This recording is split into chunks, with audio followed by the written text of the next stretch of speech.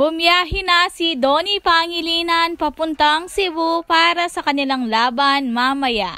Dahil magkakaroon ng Star Magic Game Exhibition in Cebu. May red team and blue team. Si Donnie Pangilinan ay nasa blue team. Makakalaban niya si Daniel Padilla at Sanjo Marudo. Kaabang-abang ito at hinihintay din nila si Bel Mariano kung bang mag-cheer siya doon. Full sked talaga ang Don Bell, talagang walang pahinga dahil kahapon ay nasa shoot pa lang sila. Grabe ang dedication nila sa kanilang trabaho. Kahit galing taping ay fresh na fresh si Donnie.